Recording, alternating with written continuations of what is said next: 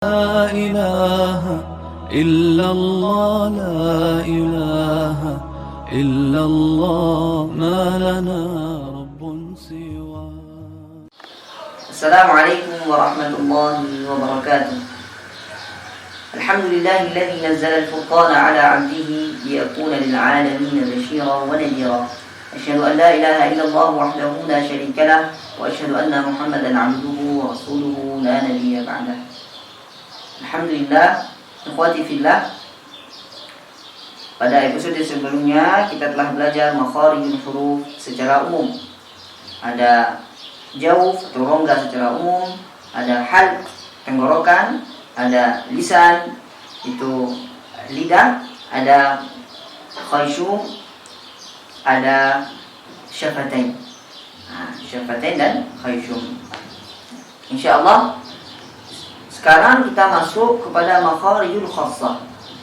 Makharijul khassah. Karena pada dasarnya setiap huruf itu punya makhraj tersendiri. Punya makhraj tersendiri. Contohnya seperti saya mengatakan saya duduk di sini. Saya punya tempat tersendiri untuk saya, tidak bisa orang lain duduk di situ. Kawan saya punya tempat tersendiri yang dia duduk di sebelah saya misalnya. Tapi kita bisa mengatakan kami ini satu ruangan. Satu ruangan ini disebut makhraj tempat secara umum. Tapi tempat titik-titik itu, titik saya duduk, dia duduk, itu tempat secara khusus.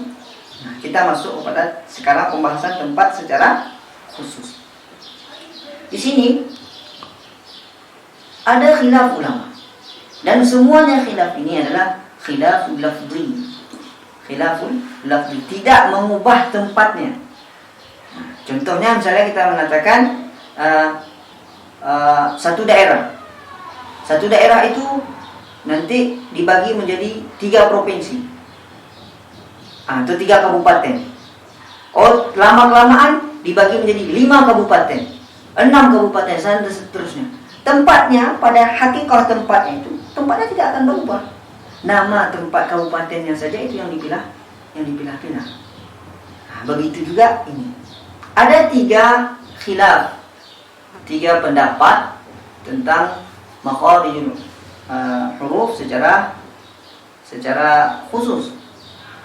Tapi jumhur ulama termasuk Imam Al-Jazari mengatakan dalam Muqaddimah Al-Jazariyah mengatakan apa? Makharijul hurufi 17 ala alladhi yakhtaruhu man ikhtabar. Ada 17 tempat, 17 titik makhraj huruf. Kenapa 17? Karena saking dekatnya. Sebenarnya kalau setiap huruf itu ada tempatnya masing-masing. Tapi saking dekatnya dibuat 17 tempat saja. 17 tempat. Imam Sibawai mengatakan dan man wafaqahu yang sependapat dengan Imam Sibawai mengatakan 16 tempat saja. Kenapa di sini 16 tempat? Imam Sibawai mengatakan tempat jauf, al-jauf ini tidak usah dijadikan nama makhraj. Huruf-hurufnya yang 3 itu waw maddiyah, ya maddiyah, alif maddiyah, alif yang mati, waw yang mati, ya yang mati, yang huruf mad dipulangkan ke aslinya saja. Alif dipulangkan ke aslinya tempat hamzah, waw dipulangkan tempat aslinya, ya mati dipulangkan ke tempat aslinya. Jadi ditiadakan namanya makhraj al-jauf, sehingga dari 17 menjadi 16 tempat. Ada lagi Imam Farra ahlul lughah mengatakan sudah 14 tempat saja. Kenapa? Imam Farra juga menghilangkan namanya al-jauf. Setelah itu beliau menghilangkan yang namanya makhraj lam, nun dan ra dijadikan satu tempat. Karena saking dekatnya lam, nun dan ra, saking dekat sekali lam, nun dan ra, jadi tidak usah ditafsir, tidak usah dipilah-pilah, dijadikan satu tempat saja. Dan ingat saudaraku, ini hanya ikhtilafil lafzi, hanya sistem cara pembagian saja. Tempatnya tidak berubah. Secara hakikatnya tidak.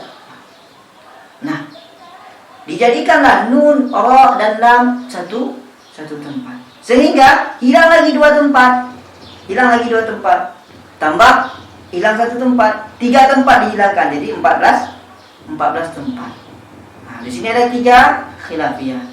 17 makharij khas indal jumhur, 16 makharij khassah inda Imam Subawai, dan 14 makharij khas inda Imam Farra. Dan semuanya ini adalah ikhtilafin lafzi. Tapi yang dirajihkan oleh imam kita, termasuk Imam Al-Jazari dan jumhur ulama, makharijul huruf 17 tempat ala alladhi yakhtaruhu man ikhtaba. Wallahu